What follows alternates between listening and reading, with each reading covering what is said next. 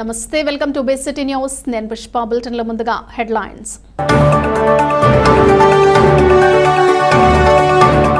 గర్భిణీ స్త్రీలు పోషక పదార్థాలతో కూడిన ఆహారాన్ని తీసుకోవాలి. RDO glory.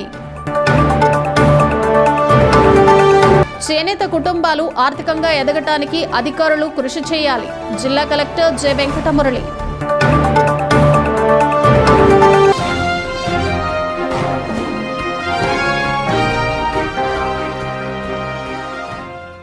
పట్టభద్రుల ఎమ్మెల్సీ అభ్యర్థి ఆలపాటి రాజేంద్ర ప్రసాద్ గెలుపుకు అందరూ భాగస్వాములు కావాలని మాజీ రాజ్యసభ సభ్యులు మోపిదేవి వెంకటరమణారావు పిలుపునిచ్చారు.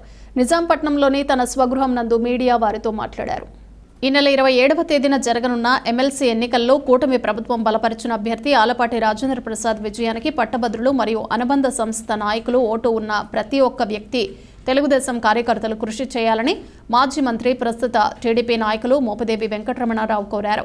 జిల్లాలో అందరికీ సుపరిచితుడు, అపారమైన రాజకీయ అనుభవం ఉన్న వ్యక్తి, అందరికీ అందుబాటులో ఉన్న స్నేహశీలి మాజీ మంత్రి ఆలపాటి రాజేంద్ర ప్రసాద్ విజయంలో భాగం పంచుకోవటం, భాగస్వాములు కావటం మనం వారికి ఇచ్చే గౌరవం అని తెలియజేశారు.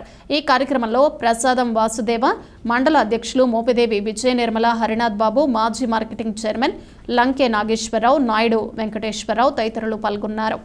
ఈ నెల 27వ తేదీ జరుగుతున్నటువంటి గ్రాడ్యుయేట్స్ శాసన మండలి ఎన్నికల్లో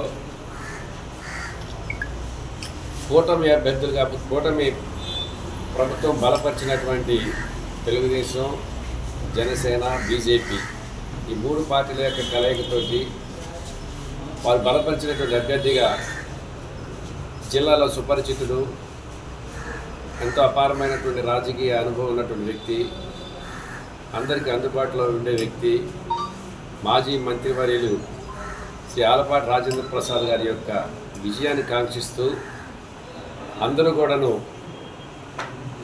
కష్టపడి పనిచేయాలి, ఆయన యొక్క విజయంలో తమ వంతు భాగస్వాములుగా పాల్గొనాలని చెప్పి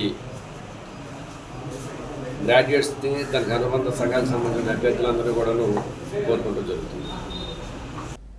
చేనేత కుటుంబాలు ఆర్థికంగా ఎదగటానికి అధికారులు కృషి చేయాలని జిల్లా కలెక్టర్ జె వెంకటమురళి అన్నారు. చేనేత కుటుంబాల జీవన స్థితిగతులను మెరుగుపరచడానికి తీసుకోవాల్సిన చర్యలపై సంబంధిత అధికారులతో స్థానిక కలెక్టర్ ఛాంబర్లో జిల్లా కలెక్టర్ సమీక్షా సమావేశం నిర్వహించారు.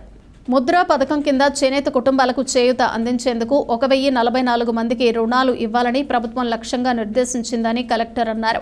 ఇప్పటి వరకు 76 మంది మాత్రమే ఆయా బ్యాంకుల ద్వారా రుణాలు అందాయని తెలిపారు. 245 మందికి రుణాలు మంజూరయ్యాయని అన్నారు.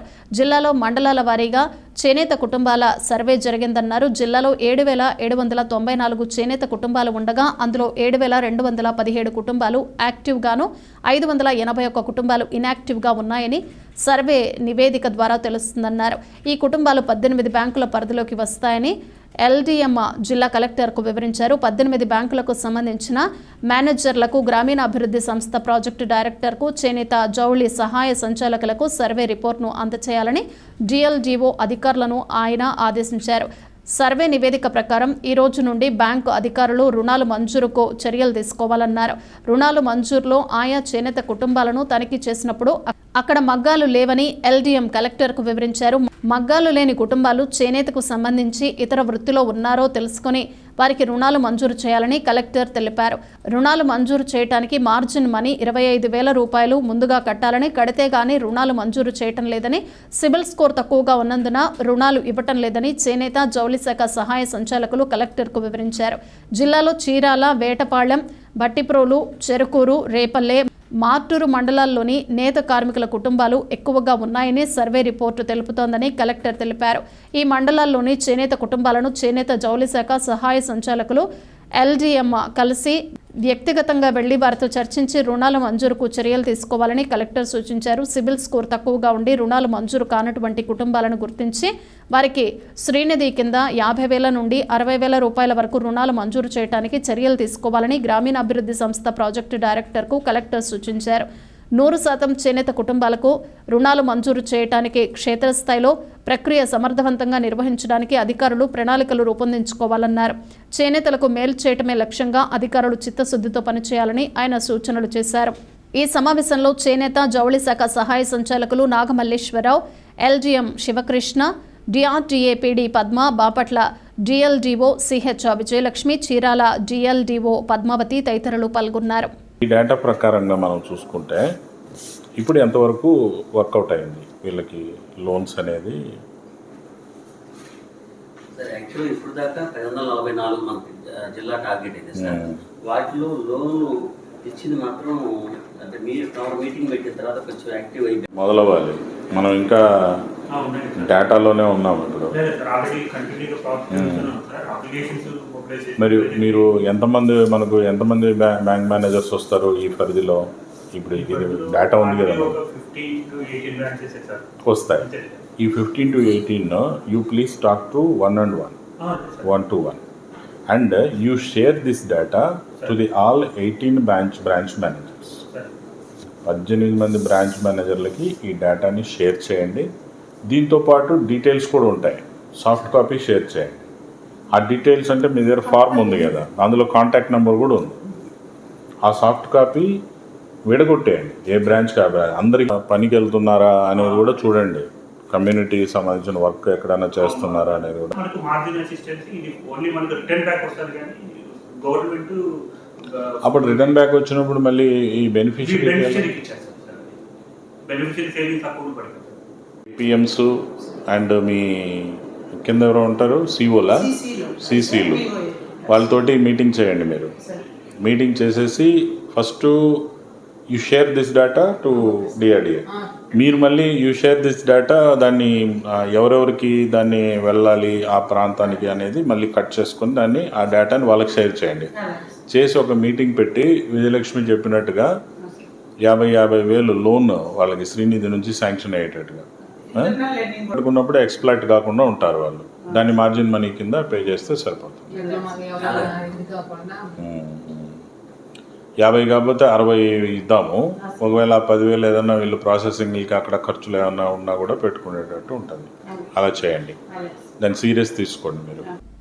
బాపట్ల కమ్మ కళ్యాణ మండపంలో బాపట్ల నియోజకవర్గ ఆంధ్రజ్యోతి దినపత్రిక బాపట్ల ఇన్ఛార్జ్ బొద్దుకోరి ధనరాజ్ కుమార్తె వివాహ రిసెప్షన్ కార్యక్రమంలో స్థానిక ఎమ్మెల్యే వేగేసిన నరేంద్రవర్మ పాల్గొని నూతన వధూవరులు రత్న కిరీటి నవీన్ కుమార్లను ఆశీర్వదించి శుభాకాంక్షలు తెలియజేశారు.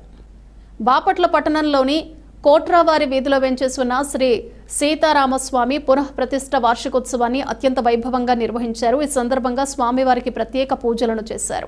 అదేవిధంగా హోమం కార్యక్రమం నిర్వహించారు. ఈ కార్యక్రమంలో భక్తులు అధిక సంఖ్యలో పాల్గొని స్వామివారి తీర్థ ప్రసాదాలను స్వీకరించారు. ఈ కార్యక్రమంలో భక్తులకు ఎటువంటి ఇబ్బందులు కలగకుండా దేవాలయ అభివృద్ధి కమిటీ సభ్యులు పర్యవేక్షించారు.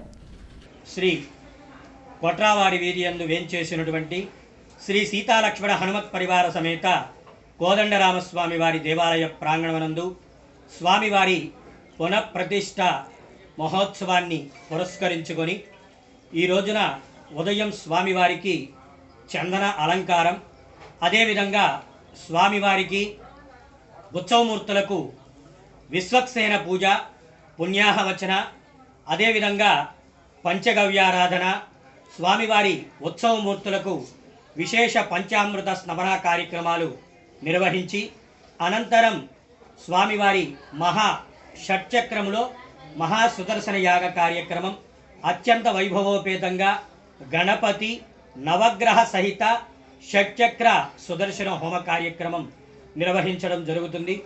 ఈ కార్యక్రమంలో భక్తులు అధిక సంఖ్యలో పాల్గొని స్వామివారిని దర్శించుకొని స్వామివారి తీర్థప్రసాదములు స్వీకరించి స్వామివారి కృపకు పాత్రులయ్యారు. ఈ కార్యక్రమాల్లో ఆలయ కమిటీ సభ్యులు, ఆలయ అర్చకులు రొంపిచర్ల రామకృష్ణమాచార్యులు, అదేవిధంగా కార్యక్రమాలు నిర్వహిస్తున్నటువంటి అర్చక స్వామి రొంపిచర్ల గోపాలాచార్యులు, లక్ష్మీనారాయణాచార్యులు, కేశవాచార్యులు, చంద్రశ్రీ మణికంఠ వీరందరూ కూడా కార్యక్రమాల్లో పాల్గొని భక్తులు అధిక సంఖ్యలో పాల్గొని కార్యక్రమాన్ని నిర్వహించారు.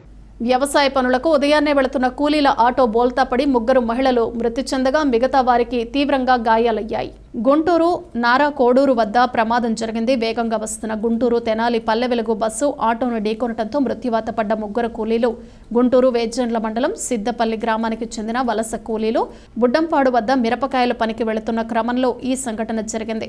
ఆటోలో సుమారు 10 మంది మహిళా కూలీలు ప్రయాణం చేస్తున్నారని ప్రత్యక్ష సాక్షులు చెబుతున్నారు. మృతులను గుంటూరు ప్రభుత్వ ఆసుపత్రికి రుద్ర ట్రస్ట్ ద్వారా పోలీసులు తరలించారు.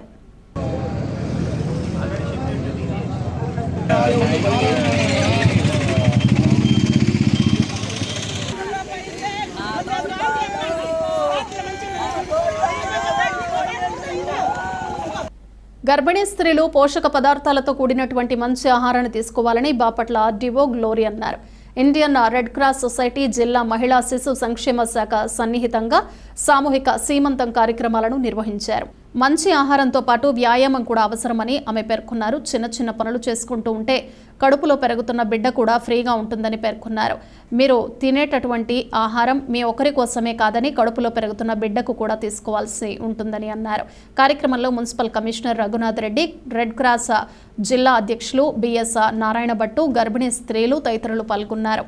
కొన్ని రోజులు మనం ఏం తినకుండా పద్యం చేయాల్సి వస్తుంది కాబట్టి ఆ 9th month వరకు కూడా మా అమ్మగారికి మా అత్తగారికి చెప్పి నాకు ఏం తినాలనిపిస్తే అదంతా వండించుకొని తినేవాళ్ళం. మీరు కూడా అందరూ అలా మీకు అందుబాటులో ఉన్న వాళ్ళ చేత అందరూ హ్యాపీగా తినండి. అదేవిధంగా కొంచెం వ్యాయామం కూడా ఈ సమయంలో మీకు అవసరం కాబట్టి తప్పనిసరిగా కొంచెం చిన్న చిన్న ఇంట్లో పనులు చేసుకోవడం, కొంచెం వాకింగ్ చేయడం అలాంటివి చేస్తూ ఉంటే మీకు డైలీ కానీ వచ్చి చెప్తూ ఉంటారు. అవన్నీ కూడా మీరు చక్కగా పాటించినట్లయితే మంచి ఆరోగ్యాన్ని సొంతం చేసుకోగలరు. ముఖ్యంగా గర్భిణీ స్త్రీలకు ముందుగా బేసిక్ గా తెలియాల్సింది మంచి ఆహారం తీసుకోవడం. ఎందుకంటే మీరు తినేది మీ ఒక్కరి కోసమే కాదు, మీ లోపల ఉన్న బిడ్డ కోసం కూడా మీరు తినాలి. మంచి ఆహారం అంటే తాజా కూరగాయలు, పాలు, గుడ్లు, పండ్లు, పండ్ల రసాలు ఇవన్నీ కూడా మనకి మెడికల్ వాళ్ళు, అంగన్వాడీ వాళ్ళు చెప్తూ ఉంటారు. అవన్నీ మీకు స్వతహాగా తెలుసు. ఇవన్నీ కూడా మీరు చక్కగా పాటించి మంచి బలవర్ధకమైన ఆహారం తీసుకోవాలి. అదేవిధంగా తిని గమ్ముగా కూర్చోకుండా చిన్న చిన్న వ్యాయామాలు కూడా చేసుకోవాలి. ఎందుకంటే శరీరానికి కదలిక అనేది చాలా ముఖ్యం.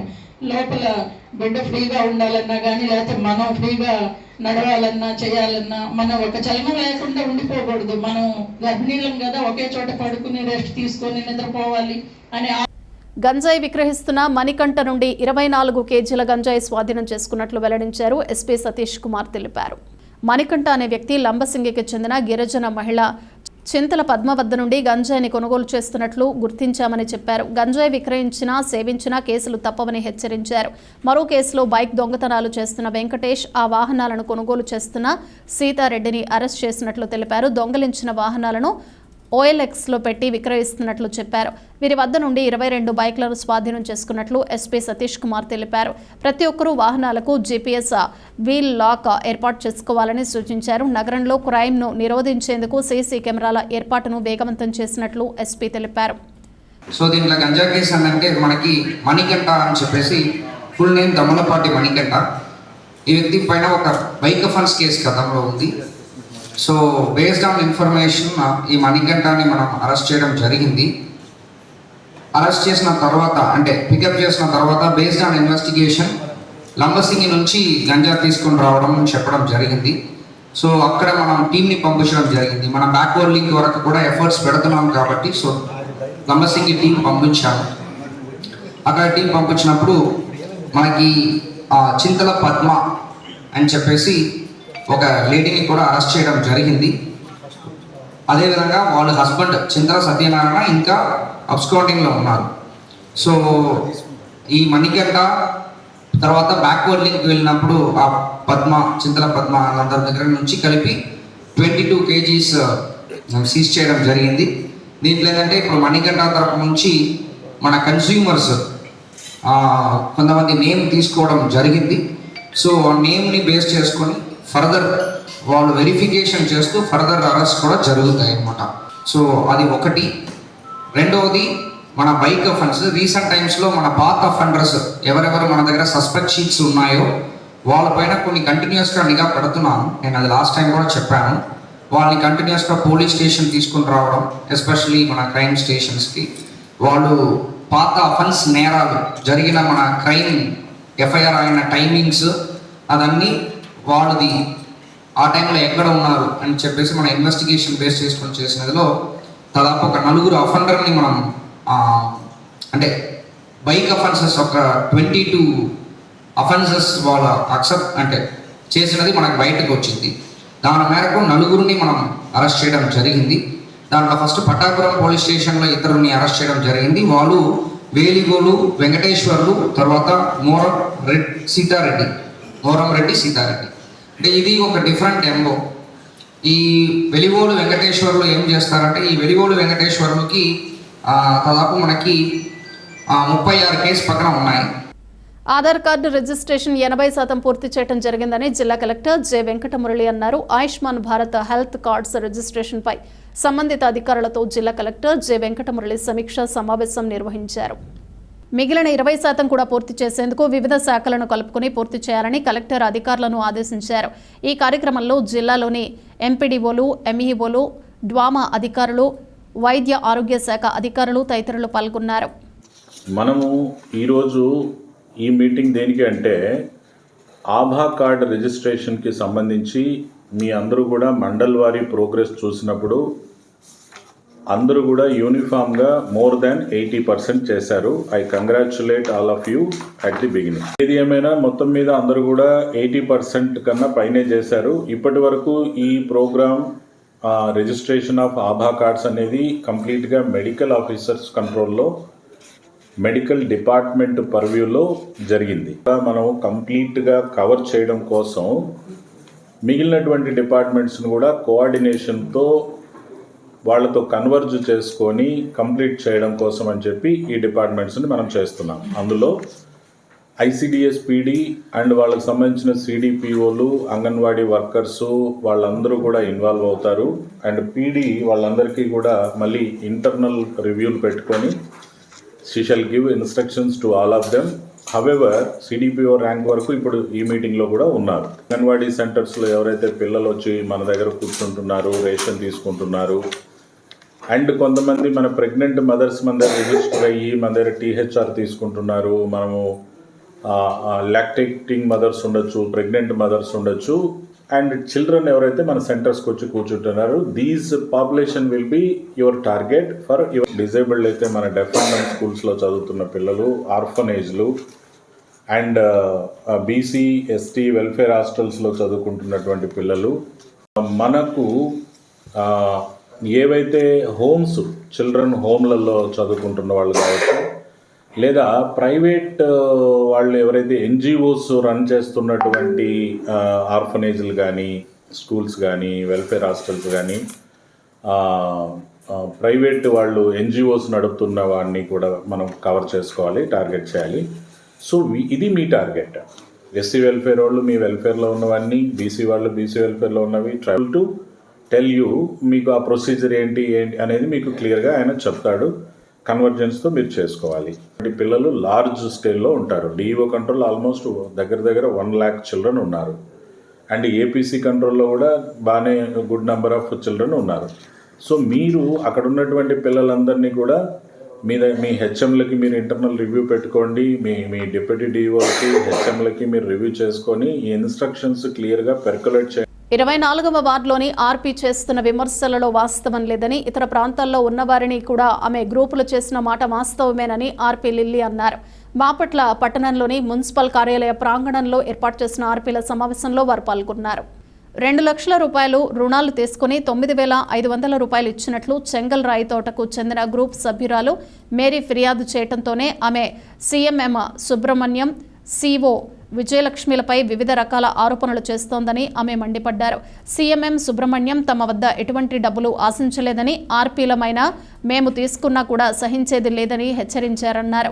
గతంలో ఆర్పీ రజయ చేసిన దొంగ గ్రూపులు బయటపడటంతోటే ఈ విధమైనటువంటి ఆరోపణలు చేస్తూ ఆత్మహత్యాయత్నానికి పాల్పడిందని విమర్శించారు. ఒక్కొక్క సభ్యురాలు 2 గ్రూపుల్లో ఉన్నవారు కూడా ఉన్నారని, అయితే కొందరికి డబ్బులు ఆర్పీ తీసుకుందని, తమకు ఇవ్వలేదని సభ్యులు కొందరు తెలిపారని అన్నారు. ఆమె చేసిన తప్పులను కప్పిపుచ్చుకునేందుకు తప్పుడు ఆరోపణలు చేస్తున్నారని అన్నారు.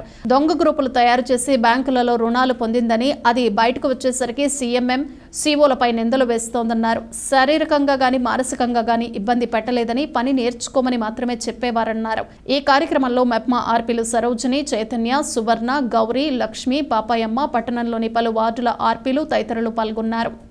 మేము ఆర్పీగా నేను 2007 నుంచి బాపట్లలో చేస్తా ఉన్నాను.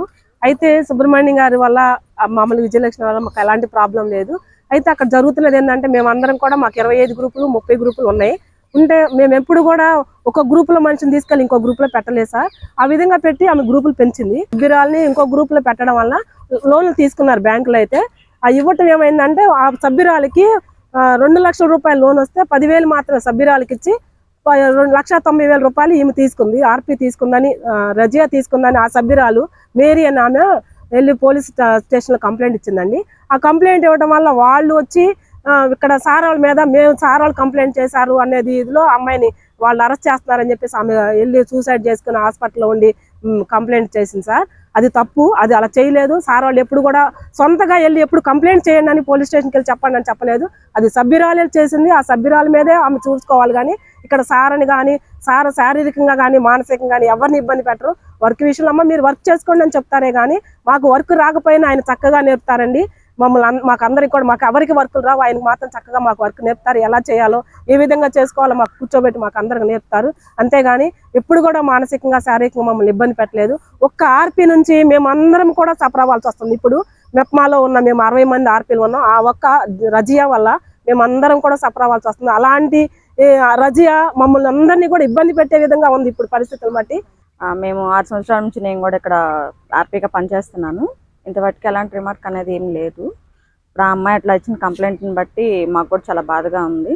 మేమందరం వర్క్ చేస్తూ అందరం కలిసి ఉండేవాళ్ళమే. కానీ ఆ అమ్మాయి అలా చేయడం అనేది కరెక్ట్ కాదు.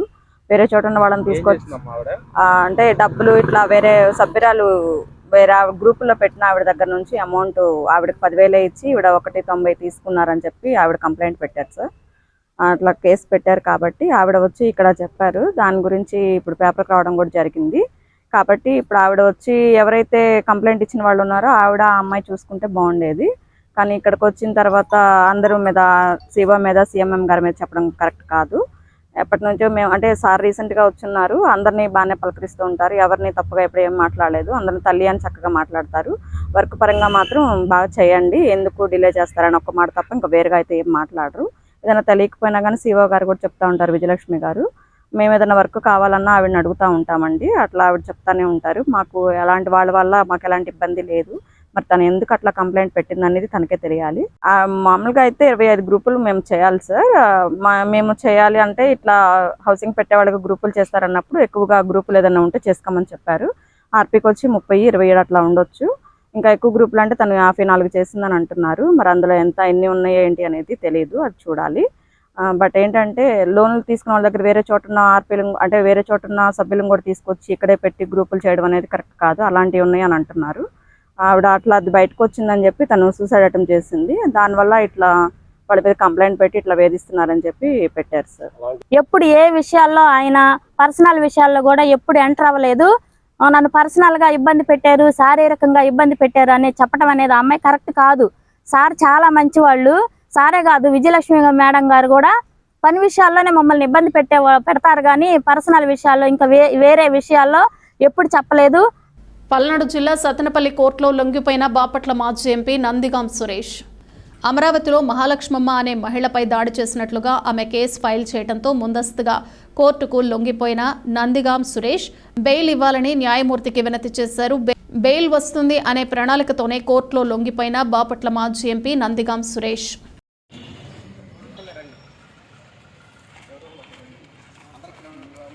బులెటిన్ ముగించే ముందు హెడ్లైన్స్ మరోసారి.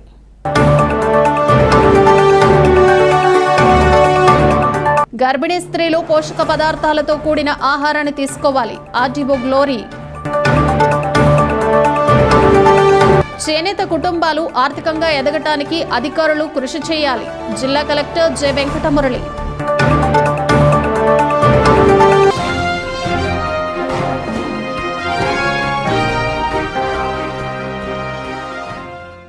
ఇవి బులెటిన్ విశేషాలు. Keep watching BCT news.